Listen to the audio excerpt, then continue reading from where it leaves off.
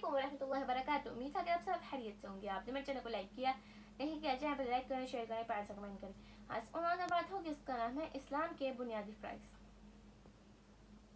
علی بن عمر رضی اللہ عنہ قال قال رسول اللہ. حضرت عبداللہ بن عمر رضی اللہ عنہ کہتے ہیں کہ رسول اللہ صلی اللہ علیہ وسلم نے فرمایا, اسلام کی 5 بنیاد ہیں. اسلام کی 5 بنیاد چیزوں پر ہے. کلمہ شہادت, اشہد ان لا الہ الا اللہ و اشہد ان محمد رسول اللہ. نماز قائم کرنا, زکوٰۃ ادا کرنا, حج اور رمضان کے روزے رکھنا. اسے بخاری اور مسلم نے روایت کیا ہے.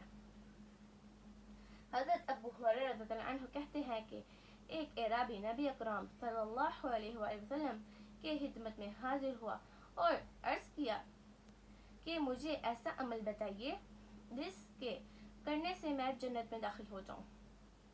آپ صلی اللہ علیہ وسلم نے فرمایا, اللہ تعالیٰ کی عبادت کر, اس کے ساتھ کسی کو شریک نہ کر, فرض نماز قائم کر, فرض زکوٰۃ ادا کر اور رمضان المبارک کے روزے رکھ. اس نے کہا, اللہ کی قسم میں اس سے زیادہ کچھ نہ کروں گا. جب وہ آدمی واپس ہوا تو آپ صلی اللہ علیہ وسلم نے فرمایا, جسے جنتی آدمی کو دیکھنا ہے وہ اسے دیکھ لے. جزاک اللہ. امید ہے آپ کو بہت اچھا لگا. اگر اچھا لگا ہوگا تو لائک کریں, شیئر کریں, پیار سے کمنٹ کریں. ملتے ہیں اپنے نیکسٹ ولاگ میں, تب تک کے لیے اللہ حافظ.